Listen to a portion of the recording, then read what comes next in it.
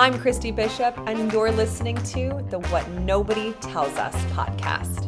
Each week, I'll be exploring a topic that's often stigmatized, misunderstood, or simply left unaddressed. And we're going to be shedding light on the things that nobody tells us, but that everyone should know. Let's get started. There has been so much going on in the past 2.5 weeks. Actually, by the time this comes out, it'll have been 3 weeks. But I just feel like we are in, how do I say this to Brian? It's like when you're watching Star Wars and they go light speed. I feel like that's what has happened to the world right now in terms of light speed change, like every single day, politically, intellectually, professionally, just every single thing seems to be truncated and changing at rapid fire pace. And what that requires of us is immense bravery and openness and strength and vulnerability and just openness to being part of this change and the desire to act for ourselves, for others, and to just make life incredible all around. Because I really feel like I've spewed this notion before that like life is for the living, and you got to take your own life, take the bull by the horns, and do the best you can and make your own life your life's purpose. And one of the ways that I've been really inspired about this is through a friend that I met a few months ago. Her name is Rosie Yakob, and she and her husband Faris, they started a company. It's called Genius Steals. They are a creative nomadic consultancy. So they both worked in advertising, and I guess technically still do, for years and years, just like myself. We have very similar like strategy and creative backgrounds. But in 2013, they were living in New York, and they were like, we got to get out of here. Like the walls are closing in. Let's just go travel. Let's just go travel. And they did. They just started traveling, and they're like, how about this? When we, reach X amount of dollars, and we're running out of money, we'll go back and we'll get like full-time jobs. But they just wanted to travel and have different home bases and just explore as much as they could. And they started getting calls about projects while they were on the road. Like, keep in mind, this is 2013. This is not like Zoom was not a thing. Video calls were not a thing. Like remote work was not a thing. Time zone friendly employers were not a thing. And they started and kind of stumbled into this completely successful nomadic venture. And it has now been 14 years.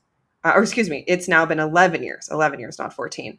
And it has been incredible. And when Rosie and I first met, we were introduced by a mutual friend, Beth Muntz. She actually was my guest on the podcast about how to get a job in this insane, crazy market last November.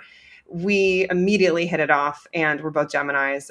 We were both chatty, and we're curious, and we're smart, and we're funny. I'll pat ourselves on the back for that one. And she's fantastic. And when she was telling me all about this nomadic journey that they've had, I was like, man, the amount of bravery and openness and vulnerability and just like ability and want to explore and learn that it must take to live that type of life. I want to hear all about it, because so many people just do the same thing day in and day out and really have, either locked themselves into that and have lost a lot of their imagination and their desire to play and learn and try new things, or they just don't think it's available to them. They think that, I have too many responsibilities. I've got kids, I've got a house, I've got a job, I've got bills, I've got whatever. It's true for all of us.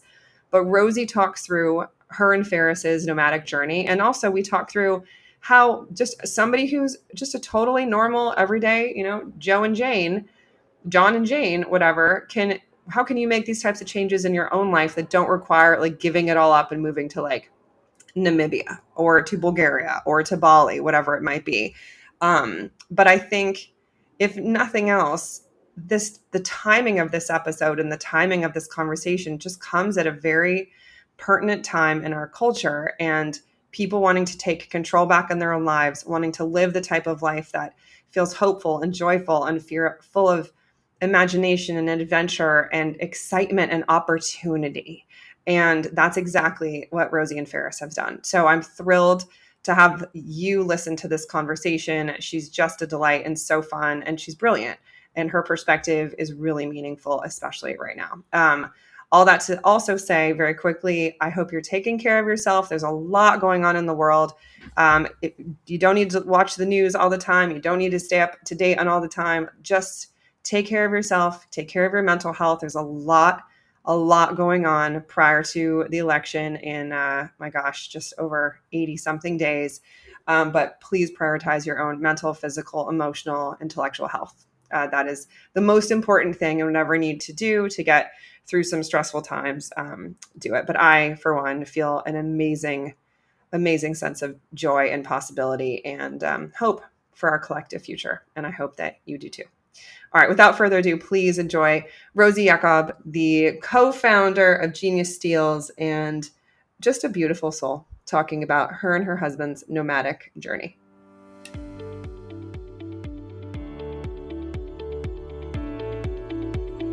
Hi, Rosie. Welcome to What Nobody Tells Us.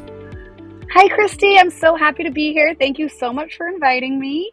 Oh my gosh, the pleasure is all mine. Thank you for having. This is like such a reciprocal love fest. Because thank you for having me guest curate. I think since we met each other, it has been a reciprocal love fest. I cannot wait to meet you in person and hug it out. Until then, we can talk for hours on the internet and phone, and perhaps share with others as well. 100%. Two Geminis. It's a dangerous yet amazing Right. combo. Yes, but again, a shout out again to Beth Muntz for introducing us, and thank you for having me to guest curate your Strands of Genius newsletter. And it's amazing. You and your husband Faris have been living an incredible non-traditional life for the past God even knows. I'll let you give the timeline, but one thing I wanted to just jump right into right away, and have you start telling your story, but I was just kind of mentioning to you right before we started that we're living in a very interesting period of time right now. That's to say the least, right? Truly. And I feel like people are feeling so empowered to take back control and feel a sense of excitement and joy and hope and happiness and however that manifests for people. But that seems to be kind of this collective movement right now. But you and your husband really have been doing that for years. So can you just take us back a second and be like, where did it all start? And I realize I'm teasing like crazy, but you just dive in. Yes, absolutely. So, well, first, what you made me think of too is that Annie Dillard quote of how we spend our days is, of course, how we spend our lives.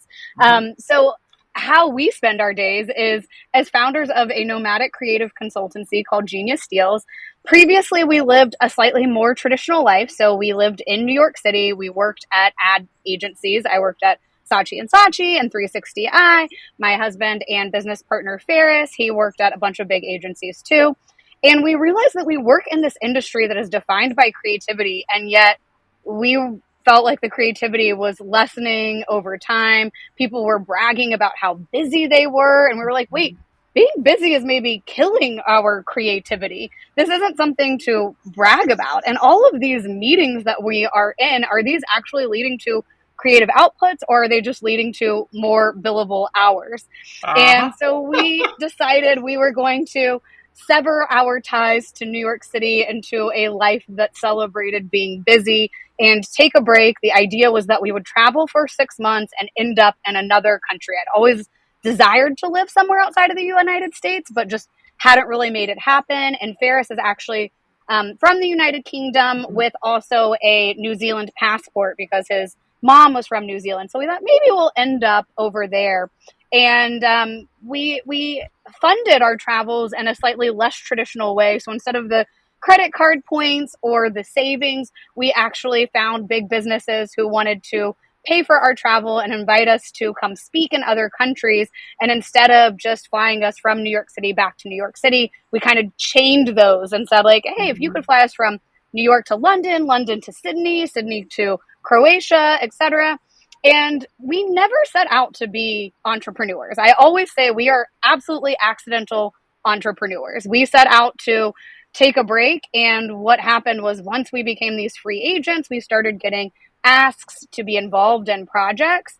And we had one project that kind of really shifted our belief in how we could work, where we were invited to participate in a brainstorm for a big travel airline company. And we declined because we were in Bali and we just didn't want to deal with all of the time zone management meetings. And we said as much to the potential partners and said look, we are just frankly, we're in Bali. We don't want to have to change time zones and work with these teams. And they were like, wait, you don't have to do any of those things. We had made all of these assumptions that were just patently not true. And Yeah. they were like, how You're like, about if what? you just yeah, how about if you just brainstorm and submit your ideas? And so we did, and we were sitting on the beach in Bali brainstorming and submitting ideas, going like, we have really pulled one over on corporate America. Like, if anyone found out what we're doing, we feel like we might get in trouble. But Yeah. this also feels really exciting and fun. So let's try to play this out as long as we can. And that was 11 years ago. So, spoiler alert, being bad at making decisions sometimes can help you find the decision or path that's right for you. So this was in 2013. That's the crazy. So when did you leave New York? That was a perfect high level explanation. Now I want to get nitty Yes. gritty. So when did you leave New York? We left New York in March of 2013, and we did our first stint of traveling, primarily in Asia and Antipodes, because at that point we didn't think we were starting a company. We thought we're going to try and travel for as long as we can. Where will our budget go furthest, and where do we want to spend time? It's like we'd always wanted to go to Thailand, but it just seemed like, oh man, it's going to take so long to fly out there, Yeah. so long to get back. We didn't work with companies with unlimited vacation days, so that I was factored gonna in say as your whole well. PTO is screwed. It's like, okay, well, we can only take off 8 days, but that's too short of a trip. It's like everything's in the confines of what your company tells you you can and cannot do. Cannot do. Right. And that always, I really got annoyed with vacation days. I don't love authority figures in general, and people telling me how I should spend Yeah. my time or live my life does not typically go over well. I think Preach. the only advice you need to listen to is the advice that you pay for, or the advice that you specifically solicit from your friends and trusted group of experts. And then 6 months after we traveled, we were like, we had this budget, and we thought, okay, once we get to zero or $5,000 away from zero, we'll start looking Mhm. for jobs. And 6 months in, we were hovering around the same amount of money that we had started with from taking on a few small projects, which we were really fortunate that we started our company in this way, because I think so often, I talk to a lot of younger entrepreneurs about their paths and their journeys, and there's this real fear in saying no, because unfortunately Yeah. we live in a capitalist society. It's required money, good, to pay for goods and services, and Yeah. so we do have to make money. But we said no to 8 out of 10 projects our first year, and 2 out of 10 Mhm. projects we'd say yes to, which helped us really think about how we wanted to spend our time, effort, and energy, and which Yeah. also meant that we only really took projects that actually made sense for us financially too, or at the moment. So we just thought, okay, well, we haven't diminished our budget totally yet. Let's Yeah. just keep doing it until someone calls us out, or until we run out of money, and then we'll just go back to like getting a regular job. Um, but about, I guess it was March 2013 we left. December 2013 was when we officially incorporated our company, because we thought, Mhm. seems like we could play this out for at least another like 6 months. That was Yeah. really all we had in our head at the time. We're like, we could do this for 6 more months. I I don't love think this. either of us would have been able to say that 11 years later we would be on a similar path. But isn't that beautiful though? Like, and we'll get into that in a little bit. Just thinking about like stop with the like big, huge, grand plans for 10. Where am I going to be in 10 years? Where am I going to be in 5 years? It's like just stop. Like you don't know where you're going to be in a week. So like literally, we didn't know where we were going to be Right. 2.5 weeks ago in a presidential race. Like anything can Yes. change at any time, and I think the world has literally proven that to us right fucking now. But I Right. want to And touch on. No, well, go what you ahead. Go ahead. desire also is different 5 years ago. So I think that is also problematic. It's like, I don't want the same things that I wanted 10 years ago. So if I had written a Right. 10-year plan and I'm holding myself accountable to meet certain goals or timelines, it's like that Rosie 10 years ago is a different Rosie today. Yeah. And even, practically, it's like, I had a job 2 years out of college as a Mhm. community manager for Javiana's social media. Mhm. Community manager jobs did not exist when I was in college. That is Right, something, like, you exactly. can look at that. Search engine, it wasn't existing. Yeah, So you yeah, also kind completely of limit different. your possibilities. Yeah, and also it's like if you think about that 5 or 10 year situation, it's like your only goal should be to grow. Like literally Mm, grow and learn as much and experience as much and like live as much as you can in that time. And like life will take you exactly where you're meant to go. But I totally. want to go back to like the initial decision of all of this because there's so much Mm, bravery required in this decision, and maybe less when there's not, you don't have real estate, you don't have kids, you don't have all these like strings attached that so many people mm, might be listening and be like, well, this sounds great, this I could have done this 20 years ago, but like not now because I got too much shit, on my back, whatever. But like to make a major change requires like the one that you and Faris did, it requires a massive amount of bravery and a massive amount of faith, right? Which is mm, essentially like trust in what hasn't happened yet, but that it will happen. right. So can you talk a little bit just about your like approach to bravery and just faith and trust overall? Yes, absolutely.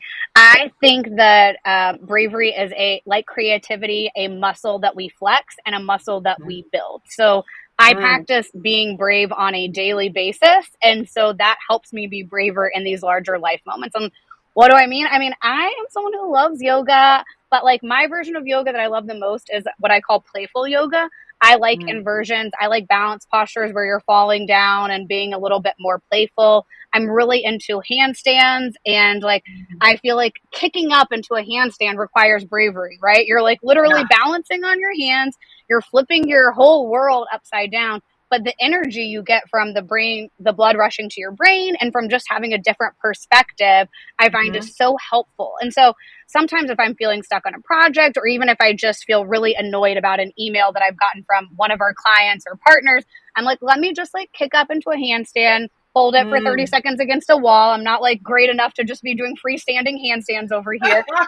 But those sort of things, it actually really does help because what I do is I fill my toolbox with different tools that I can call Mm-hmm. on. I think another thing that I've really been trying to practice that helps with bravery is don't be a prisoner of your preferences.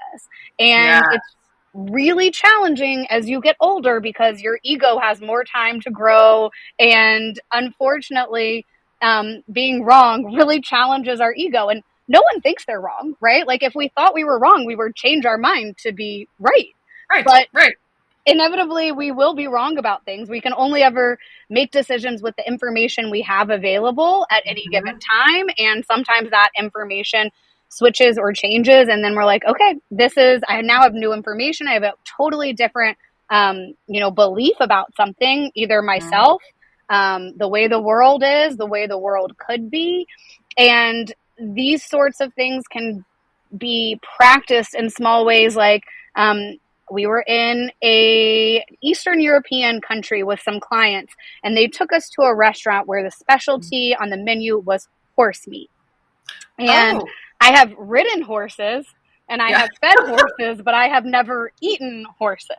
And yet in this moment it's like, okay, this is in Bulgaria, this is a cultural thing. At this Yeah. restaurant, this is the specialty. And so I just had to remind myself that, preferences are just that. They're not facts. There's no Yeah. fact that like horse meat tastes bad. That might be to some people, or it might be based on individual preference or a Yeah. preparation.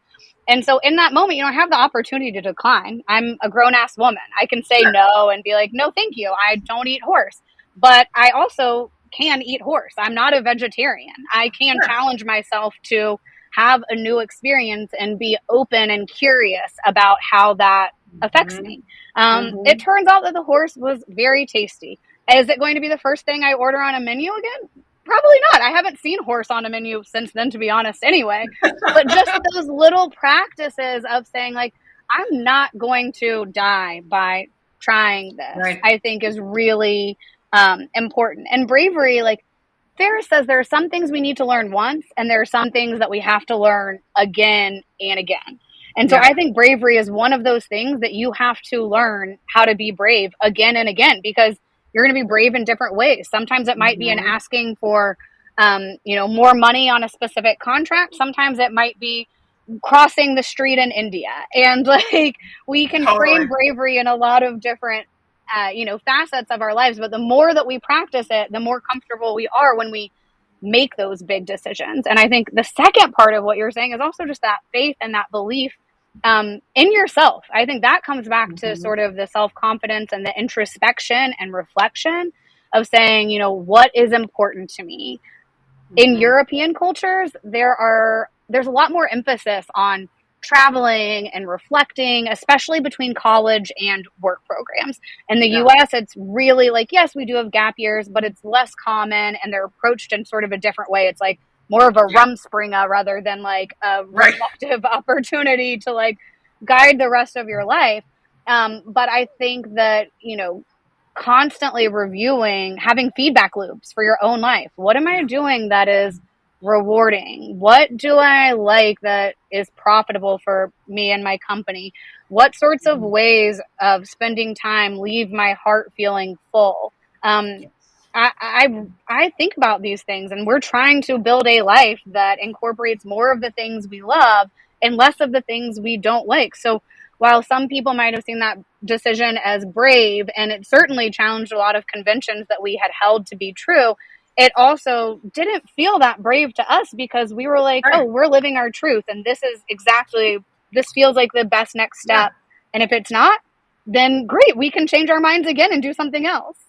That's the honestly, that last part is the most beautiful part too. It's like if it doesn't work out or if it's not what you expected, you can change your minds. Like I think people forget so much that they're actually in control of what they do at any, not just like any time, like literally any moment. Like you could decide right now to completely change your life and start behaving differently, look differently, act differently, believe differently, and you can just completely make a huge switch. But so many people are just stuck, like you said, in their preferences and their preconceived beliefs and notions, and like we stick ourselves in boxes that we then tell ourselves lies about that we actually can't get out, where we can bust out of anything at any point in time, like any Right. point in time. And it makes me crazy. I understand not everybody's a Gemini, not everybody's super curious, not everybody wants to ask questions about all the things, experience all the things, or get wildly bored very quickly. If we're not continuously learning, I understand not everyone can do that.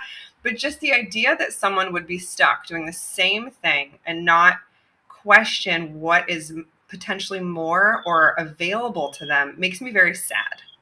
Yes, but momentum's a really powerful force. And I think Yeah, that once we start doing one thing, it almost just feels easier to keep doing that thing sure. rather than to stop and say, like, oh, what else could I be doing? But you also touched on just curiosity, right? And Yeah. exploring our own lives through this curious lens, being willing to ask questions about what is and what could be rather than just taking what we've seen in the world at face value.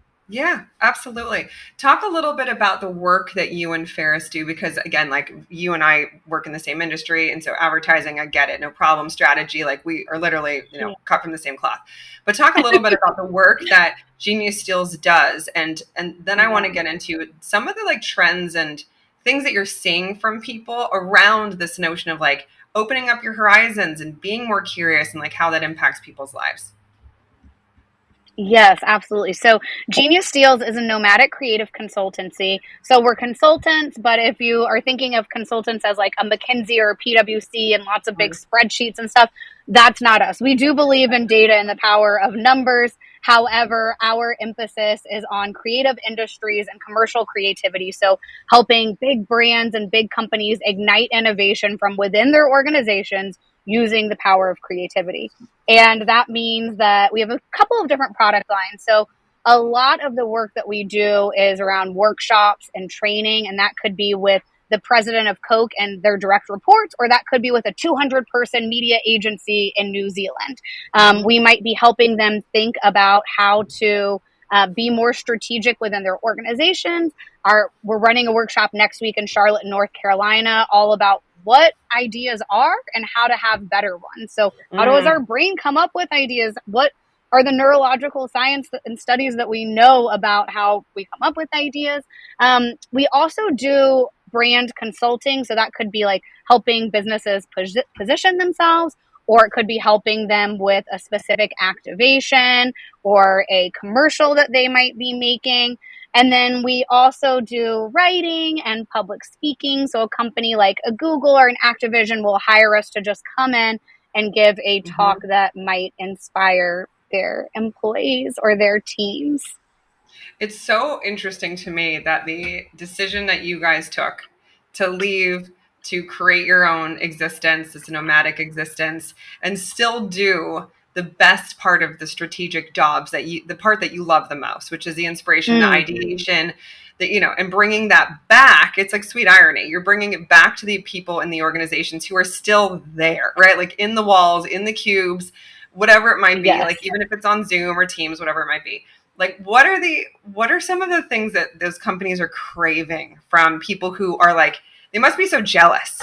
Like, oh my God, you guys did it. You're out there. How do you live this life? But like, we didn't, and we're here. So like, what are they asking from you? Like, what are they craving to learn?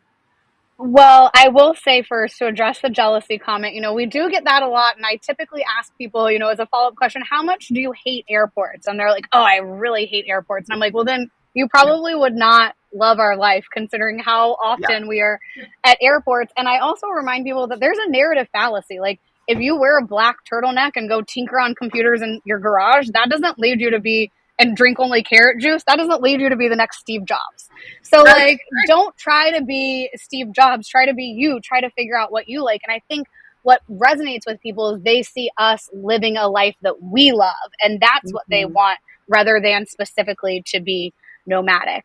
When we work with organizations, I think one of the things that really comes up frequently, no matter the shape or size or industry, is just that we spend so much time focused on a specific problem, a specific industry, a specific vertical, and we don't have time to seek, let's say, outspiration, the inspiration that are those further away references. If we work on a car brand, we're looking at all of the other car brands and what they're doing, but we're not necessarily going to an art museum and seeing what's the latest in, Kehinde Wiley, what's he doing, and how could that be applied back to our brand? Or, what is a technological company doing that could be applied to our industry? We just aren't given the time or the space or the freedom to do that. So I think oftentimes we're the ones that are giving people permission to take a break from their day to day and then giving them some inspiration in order to help them think of the world differently, or maybe from a little bit further away that they haven't seen. So because of our global purview and with, clients and teams all over the world, we're just exposed to lots of different kinds of thinking. We're not just looking at our immediate competitors. So we often call ourselves like, we're arbitraging knowledge. We're stealing the best of what's out there shamelessly. Our company is called Genius Steals. We believe originality is a myth and that nothing comes from nothing. But we also believe the same is lame and that you should be building upon, adapting, and transforming on ideas. So I think we're also, one of the things that people often ask us is like, look, your company is called Genius Steals, but stealing is bad. Like I've learned that stealing is not good. So like, can you help me understand like what's good stealing or bad stealing? And I usually say there's like one really easy way to know if you've stolen something ethically or unethically. If you've stolen something ethically, you are probably feel pretty confident in sharing your inspiration source. You might say like, I heard Rosie and Christy talking on the podcast about this XYZ, which prompted me to do ABC, and you feel proud of this work. If you're like, I don't really want to say where I got my inspiration, then maybe your idea is a little too close to what you were looking at as a reference or inspiration point. The periphery, the peripheral inspiration. Yes. I love that. The global angle that you all bring is so fascinating. And it's like you've amassed such knowledge and experience to bring in, like, oh, when I was in Thailand, when I was in Bali, when we were in XYZ, Bulgaria, whatever it is, what are some of the bigger, broader kind of global lessons that you have learned as you've done all of these travels?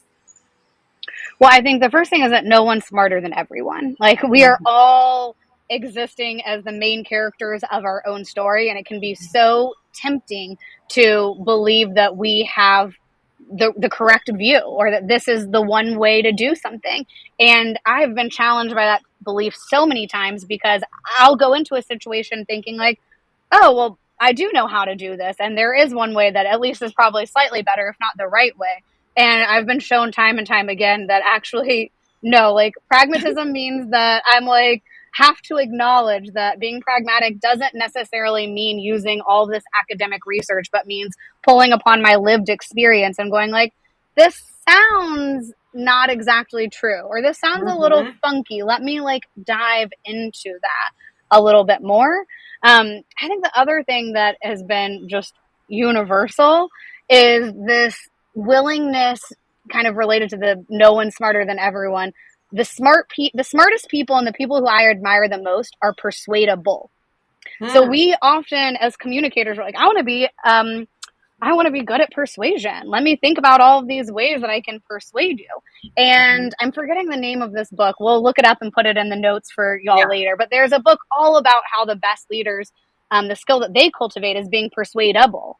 And so I try to think about that too, is like, how can I ask open-ended questions that don't lead the witness or lead the conversation towards my own beliefs, but instead give people an opportunity to share their lived experience, their story, their path, which actually might give me a different way forward. Absolutely, because it's so ass backwards. People assume that like the CEO of a company, or like even when you're a kid and you think about your parents, like grown-ups know everything. They have the answers to everything, and everything they know is right. And it's like our daughter will be 8 years old next month, and like we tell her all the time, like, do not let any adult tell you that they know everything about anything. I'm like, we don't. No, your mom and dad. We do not, and you will never either. It's your job to continuously learn from others, or from the world around you, from the places you go, from the things that you see, until the day that you die on this earth. Like that is first and foremost your job, and then also to be a spectacular human being, right? But like, it's so ass backwards. Like I have also always heard this quote that like the best leaders hire people smarter than them, right? To learn to teach you the things that you don't know, and that you can then expand upon, and that you can integrate, and that you can respect. I'm like, oh my God, take this and run. Thank you for teaching me that, you know? Right. And I think like I spent my 20s trying to be the smartest person in the room, and I've spent my 30s trying to be in a room with people who are smarter than me. And like, I don't know if it's an ego shift or a life stage shift that happens, but I've found definitely that, I enjoy my own lived experience more when I'm getting new perspectives from other people rather than just the same old, same old. Them might be routine and, feeling safe, and people who kind of are on the other end of the spectrum, more towards novelty. You are looking for new stimuli, new adventures, new learning. Things like routine might feel a little more ick to you.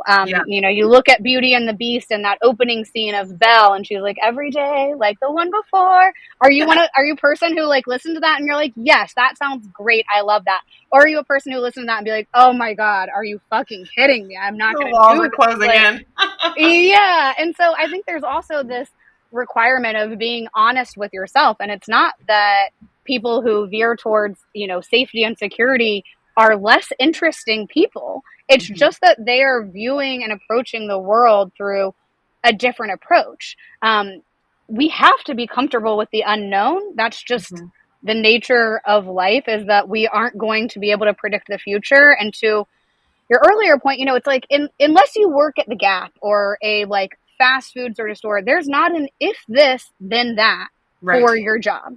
So critical thinking is required. You have to look at a problem, and you're not just looking at a flow chart and going, okay, yes, no, okay, now I can do XYZ. No, you're actually saying like, well, I'm going to take into account all of the information I have, right? Make the best possible decision. But then I'm also going to have this feedback loop and evaluate how it comes to life in order to learn from that, so that the next time when I'm looking at a new problem, I have this in my back pocket. And, people do want the tool book, and that's just, it's not available. I'm sorry. I wish that I had a magical yellow pages that was like Harry Potter style, could answer any question that you have.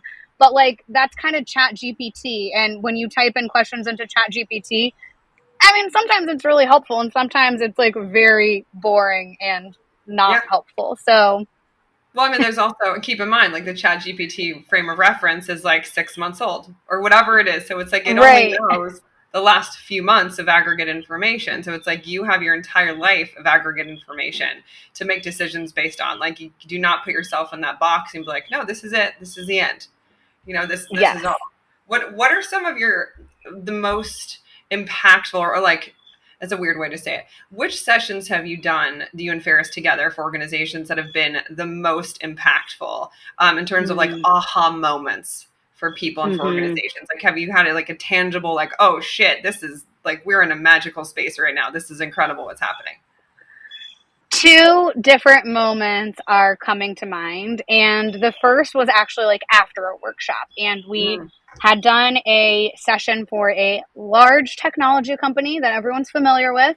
And afterwards, they had this sort of VIP speakers dinner. So in addition to there may be two other speakers, it was also VIPs, which essentially meant like senior leaders in the organization or people who had been nominated in some capacity to get to have this sort of extra something special. Yeah. And the question that they asked at the dinner table that they wanted everyone to go around and answer was, what's your life's work?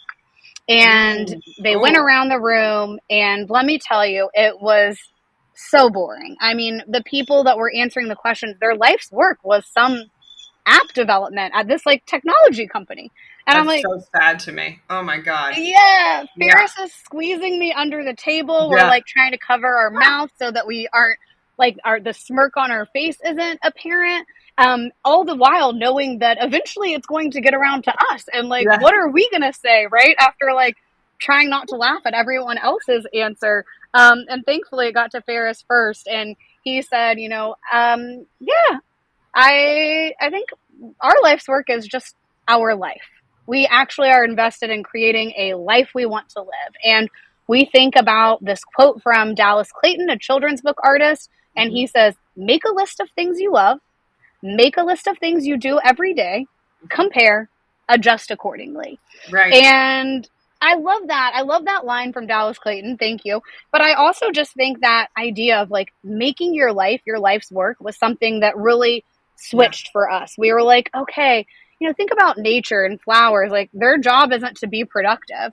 Their job is to just stand beautifully in the wind. They're just existing. So like, why do we need to invest so much into having our life's work be something that is commercial or something that's work-based? Why should our life's work be anything other than our life in totality, and acknowledging that work is one part of that? Like, again, two types of people. You either work to live or you live to work. And I'll tell you, a lot of people in big city environments live to work.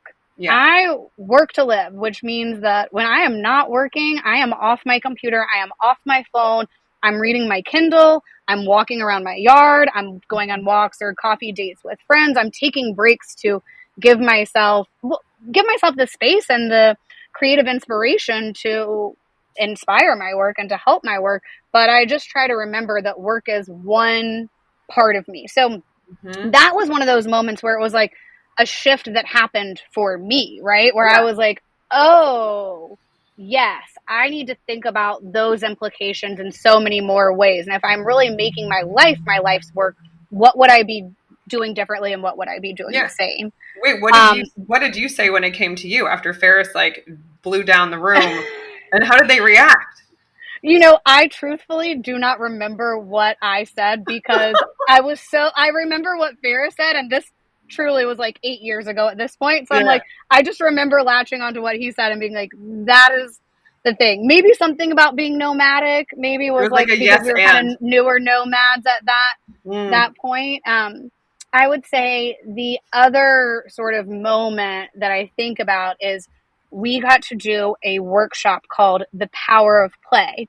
And if you had told little Rosie, when she was growing up, that you're going to make money by telling adults that they're boring and that they should be less boring, they need to play more.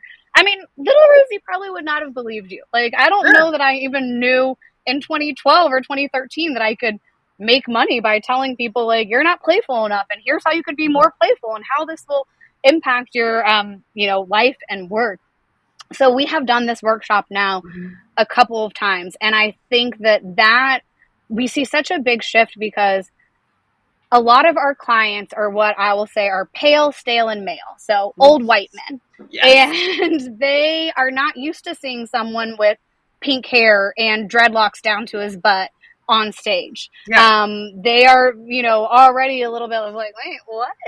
And then when we actually force them to sort of let go of their expectations about what should be happening at a workshop or a conference or a continuing education event, to see them shift into a more playful person, Mm. that is where I've seen like huge shifts. And that's where we also get people coming up after us being like, I didn't realize how boring I am. Yeah. And I didn't realize how that is like actually affecting me and my perspective at work. Mhm. So those sort of moments are really rewarding. The last thing I'll say is just we, because we do a lot of presentations, a lot of organizers want you to have a question and answer time. And Oh I yeah. personally would prefer not to have a Q&A because the people who ask questions are typically not even asking questions. They're like, let me tell you about my Yeah, right. perspective or my problem or this. And like lots of questions are so unique and so specific. And I'm like, if you want me to answer that question, you can pay me $50,000 and sign a consulting scope of work and we can dive in, but I'm not going to just give you all of that here. And I need more information and research. Yeah. But we had, and so we try to like say, let's not do a Q&A. Let's have a bio break afterwards. And if people have any questions, they can come up to us Like during one the on one. bathroom break or the bio break and like chat with us then. And one conference had just been running over. And by the nature of our start time, it was like, they kind of said like, can you shorten your session because everyone else has been running late and we're trying to stick to the schedule. Mm. And we are happy to do that. We're flexible. It's all that yoga we Yeah. do. Um, we're happy to like revise and cut out and stuff. But because we weren't going to be able to, answer, we weren't really even going to have the bio break afterwards to answer questions. Things had to move along. And we just said, if you like loved what you hear, we welcome hugs after the session, whatever. And we had a line of 30 people waiting to give us a hug. And Stop. I love that. That was like one of our first post pandemic gigs. So I think everyone was like so thankful to be in person again and like Yes. have human physical touch. Yes. But just moments like that too. I'm like, oh, okay, like if you feel comfortable coming up to a stranger afterwards and giving me a hug, which like I love hugs, so I'm very much Yes. a Same. hugger. Like that made me feel really good. I was like, okay, these are all people whose lives we've impacted in some small way, or else they would not get up and wait in a queue to give us a hug. Yeah, no, not at all. We are big huggers too, and we also like, of course, because I'm such a nerd about this stuff. I look up like the science of hugs, and so I'm like, Yes. we need to have like at least like we hug each other and go 7 hugs for growth, and it's like you need like 2 hugs for whatever, but I think it's like 7 or 9 hugs for like to feel like growth and to like connect with someone, and it's like 13 or something to have like the oxytocin start to like go through your body, and it's like a six I second love kiss. It's that. the same thing. So we do that with our daughter. We do that with each other. Like we haven't hugged enough today. Like it's the Yes. best thing ever for sure. We call it a standing cuddle.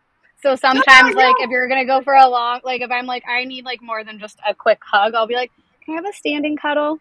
yeah. And Faris Oh, will comment as like standing cuddle me. oh my Where do god. side hugs fit within your hug mentality world? Because I'm not I know this is a sidebar, but I just do not like side hugs. I would rather not have a hug than a shitty, weird side hug. 100%. Don't touch me. It's like the side hug shows me everything about that person and how uncomfortable they are. Or if it's a man, most times they're like it's like obligatory, but they don't actually have like enough other comfort with themselves or respect for you to like make it a real hug. So I would rather just be like, hey, how's it going? I see you. That's fine. Yes, How about you? I recently like this came up because I have a therapist, a new therapist, and he is a dude. And this is the Yeah, first time I've ever had a male therapist. And I we haven't were either. maybe That's four interesting. sessions in. Yeah, that's fascinating in a whole nother world. We could have an hour conversation just about therapy and all of that. But I asked him at the end of one of the sessions, I was like, are you a hugger? And he was like, oh, I could do a side hug. And I was like, Mm. oh my god, I'm so annoyed. I was like, this is my problem with him is that he's not a hugger. And I have a friend, Josh, who I had told Josh, like, my therapist really reminds me of you. I feel more comfortable now that I have a dude therapist, now that I know he's a Josh. And so I texted Josh being like, you know what, maybe this therapist isn't like you because he doesn't like hugs. And Josh wrote back and was like, or maybe he's a therapist that's really invested in respecting boundaries between a female patient and a male patient where there's, I forget the therapeutic word where you're like, you can think of your therapist in so many more ways, like I don't know if it's projection or Right, right, something, right. Yeah, I think so. inference. There's like, a lot of things Yeah. that can happen. And I was like, okay, yeah, you're probably right. Actually, this is probably a respectful boundaries thing. Yes. And I will just know in the future that I will not opt for a hug, since I think side hugs are a bit shit. Side hugs are a bit shit, but I also do agree with Josh that the therapist having a boundary with hugs with female patients or anyone, whoever they're seeing. It's also weird to say patient with the therapy, but you know what I mean. It's just like the Yes, person yes. that they're working with, right? It's like, but Yeah. mental health is still health. But yeah, I agree. I think having a healthy boundary with that, because you always see the weird shit in movies where it's like somebody's like fucking the therapist, and it's like nobody needs that. You're not doing that. It's just no. I Right. respect the boundary. Yeah, Yes. I got to that point too. that's Of respect. yeah. Eventually. I'm like, write me and let us know what you think about side hugs. Yeah, please weigh in. Are you, because I do feel like there are probably people out there who maybe don't like physical touch as much as us, that might For think sure. that a side hug is actually more comforting to them because they don't have to deal with someone's like full sweaty Yeah, like body or front to front. Yeah. Meanwhile, I'm like the one who's like haven't seen people in a while or meeting someone for the first time, especially like men. At like what I'm like, I'm a hugger, bring it in. They're all like, ah. I'm like, I just break down people. I like to break them down immediately and like disarm them and just have them be regular and normal, because otherwise it's like I just feel like we're wasting time. You know? Right. And I don't have time for these conversations that are just like, how's the weather? And it like, No. my least favorite question on the road was like, where are you coming from? Where are you going? Or what's your favorite country? I'm like, No. let me just like reframe the conversation. And instead, I now keep a long list of questions on Yeah. my notes on my phone that Me are too. my best questions that like people have asked me. If you ask me a great question, I'm going to immediately like type it in my question thing, and Yes. I will ask people personal questions. And my favorite question to ask Uber drivers is, how's your love life? Tell me about your love life right now. Oh my Because God. I'm like, you only have 15 minutes, so it can't get I was that gonna say, awkward, how long is right? the Or, drive?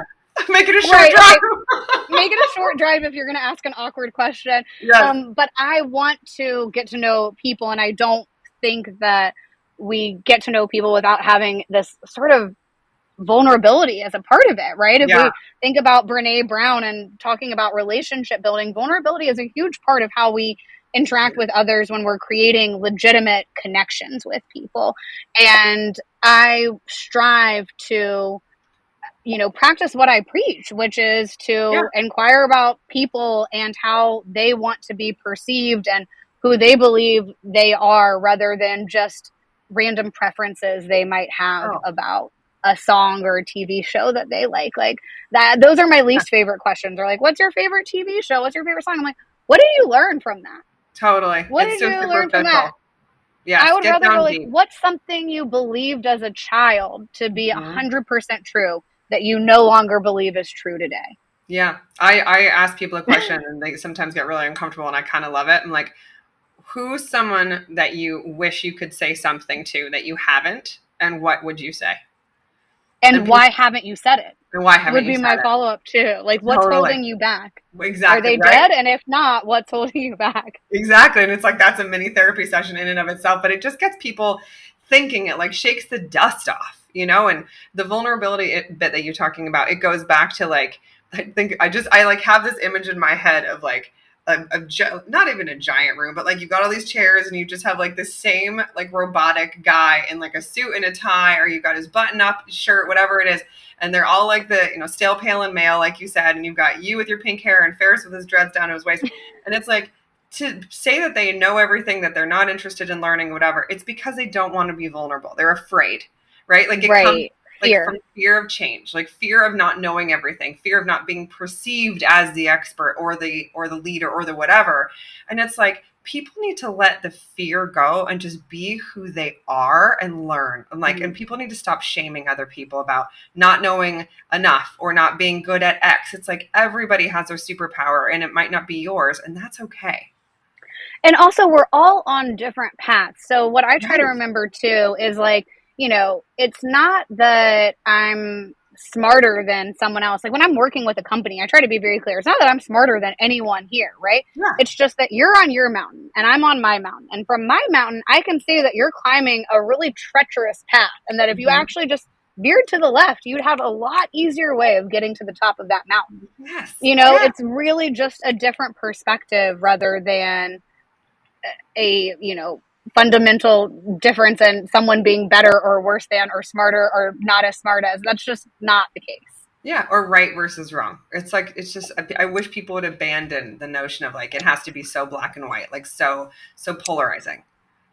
Binaries are naive. And like we have a Mhm. slide about naive Love. binaries and there's a shark on it. And we're like, everyone's really scared of sharks, but what you should be scared of is binaries. Like Yeah. people are like, are you a specialist or a generalist? It's like, no, you don't have to be that. You could be No. somewhere in the between. Like there's a strategist who used to work at JWT and she was like, I'm a multiplist. I'm someone who Oh, like takes the specialist knowledge and the generalist knowledge and weaves it together in a way to help make sense of the larger world. And I'm like, yes, I love that. I love Even that. with just like, do we need someone who's like young or old? It's like, well, it What? doesn't have to be either, right? Like we can think about Yeah. their really amazing attributes to people who are a bit older, have slightly more wisdom, and then there's also some youthful Yeah. enthusiasm that could be really welcome. So yeah, I also am with you on just it doesn't have to be this or that. The most fun area is the gray area and Always. playing in that gray area.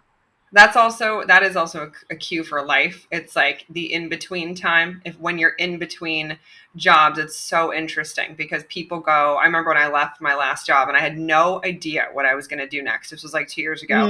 And the Mm, world got very upset that I was not like immediately jumping back in to look for another job, just to jump back in to the pre-programming that we have been, the programming that we've been programmed in this capitalist right. society. I was like, I'm going to live my life. And like people didn't know what to do with that answer. But it was that gray area, that like percolation, that in the in between. I was just like, oh my God, I'm literally going to treat this as an incubation period. And I'm going to learn, I'm going to see what happens. And I'm going to trust my feelings and like my gut instincts on things. And I'm going to like get into the flow and see where that takes me. But man alive, people don't like that.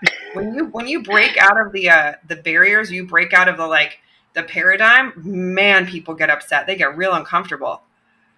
Right. I totally agree. And there's like, I forget, uh, there's different kinds of knowledge that we have. And I'm pretty sure it's like epistemic knowledge, which is where Mm, you are going out and seeking lots of information about things. So you're not just going to try to make a decision. You're just saying, like, I'm just trying to expand my adjacent possible. Like, if you yeah. don't know what rocks are, then you're not going to know to look under the rock, right? So Mm, we've got to like build our inventory of our brain. Like all of our pieces of knowledge are little Lego blocks, and yeah. we're like going to create really cool and interesting things, but we have to like fill our brains with things from which we create. You can't invent Amen. without inventory. I love that. If you don't know what a rock is, you won't know to look underneath it. I love it. That's amazing.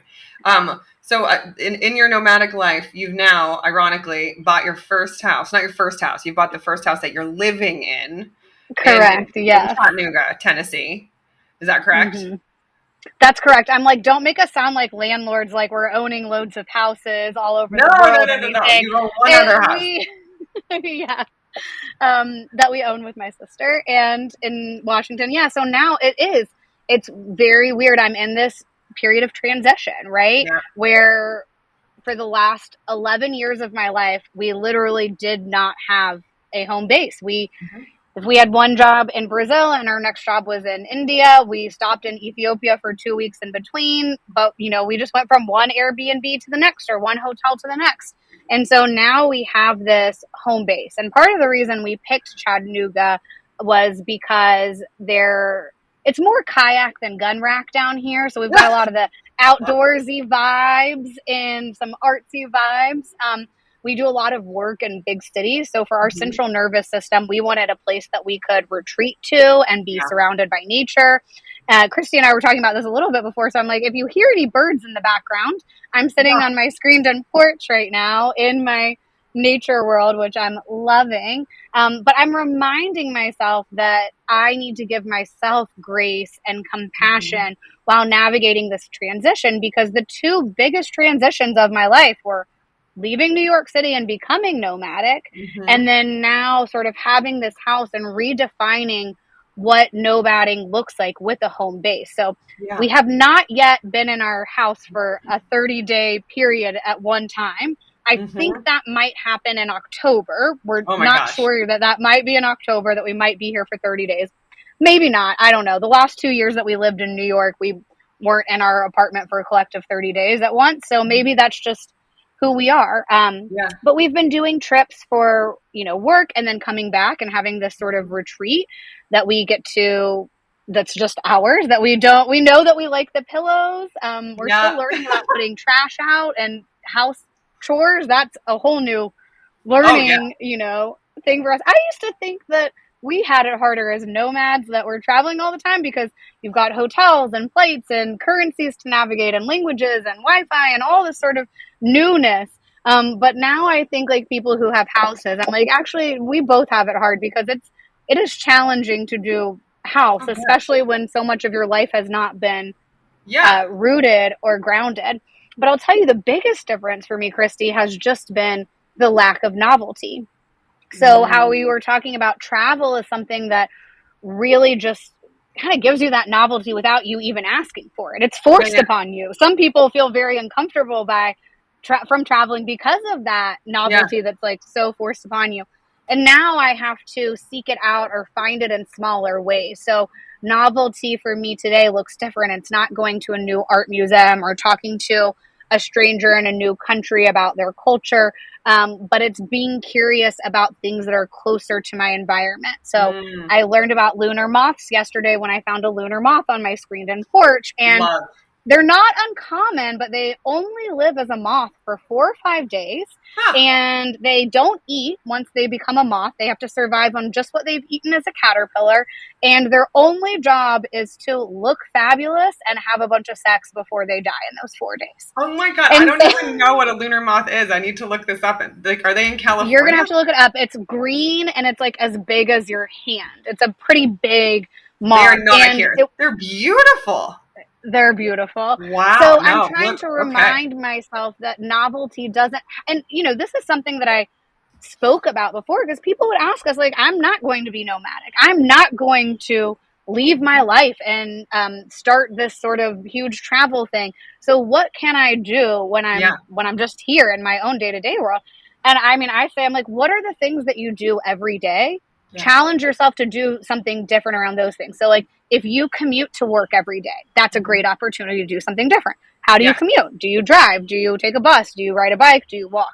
Whatever you do, what could you do differently about that? Exactly right. Could you take a whole nother form of community or transportation? Could you take a bus if you've never taken a bus before? I often challenge people to just, the art of noticing is really important. And so it's not just about noticing these big changes, but if you can sit in your, room or your space and notice things that are unusual or that are standing out to you and jotting down, why does this stand out? What's unusual about this? And if I have trouble with that, I'll just give myself a color. Yeah. Write down everything yellow that you see today, because then that forces me to pay attention to everything that I'm seeing in the world around me to go, what is yellow that I'm seeing? And by Yeah. making that list, I might have discovered something else. Yeah, we do that with our daughter. We do like the rainbow game out at dinner. We're like, okay, let's find everything red. Or we're driving in the car. We do like the rainbow car game. And that's like wherever Yes, from point A to point B, you have to find as many different color cars as you can. You're like, my God, I never would have noticed that purple car. I never would have noticed the gold car. Never would have noticed whatever. Or that trucks have like right. yellow cabs but white backs. Whatever it is. But just the idea of Yep. like staying curious. And I was gonna ask you that question, so I'm glad that you went there. It's perfect. Like what can people do in their day to day? And it's just changing up something small to start. You don't have to literally abandon ship and like move to wherever for a month and then somewhere else for a month. Like just do something different in your new day and just always keep learning, like we said before. Right. And like, what are the beliefs that you think are capital T true? And how could Yeah. you challenge those conventions? Like, Yes. if your belief is like, maybe it's just as simple as like, you don't eat chocolate cake for breakfast. And like, what if you did? And what if Right. it wasn't your birthday? And what if it wasn't a Friday? What if it was a random Tuesday and you just got a big piece of chocolate cake in the morning and you ate it, or vanilla cake, or whatever you like? Whatever. What would, is your capital, do you believe with a capital T truth that you have to have a job that pays you a salary day to day? What if that wasn't the case? Right. What if that wasn't a truth that was? So I think kind of taking stock and taking inventory of our beliefs, and it doesn't even have to be approached with, what are these beliefs that are holding me back? No, I don't think that we really try to have these beliefs that are holding us back. I think, again, momentum, it's like the neurons that fire together wire together. That is how our brains work. So when we think of Yes. coffee and hot and black and milky and sugary and Starbucks, like all of these associations, those are probably common things that people think about coffee. But like, what if we didn't think that about coffee? Then what? So taking stock of our beliefs about the world and then challenging those assumptions, I think is a really interesting way to weigh in to think about what you could be doing differently. That is a perfect place to stop and leave people with inspiration. That is amazing. Yay. If people wanted to get in touch with you or Faris and Genius Steels, where's the best place to find more about you and get in touch? Our website is geniussteals.co. We're cool. We don't have an M on the end. But we also have a newsletter called Strands of Genius, and it goes out to 15,000 creative thinkers around the world. And as Christy knows, every Tuesday it comes from Faris and myself. And then every Thursday we highlight a guest curator, someone who we have met either on the internet or in real life that we are inspired by, and we spotlight those creative thinkers so that it's not just all us that you're being exposed to, but new people and thoughts and thinking. Faris is still active on the platform now known as X, aka Twitter, which I still hate that it's X, so I will always say Twitter. He's at Faris, Faris, and then I'm on Instagram. I'm Rosie Yakob. And I am mainly doing non-work things on Instagram. So if you want to learn more about the birds in my backyard and yoga and food things, or just, little thoughts that I had, I did think the other day, I was like, a vodka Red Bull was our college sort of drink to stay awake. And now it's espresso martinis. And so I just sort of was thinking about what are those things that existed for us in college, but now they've come back around as adults, but they look very different. Shower thoughts. You'll get those on my Instagram too. I love that. Rosie's musings.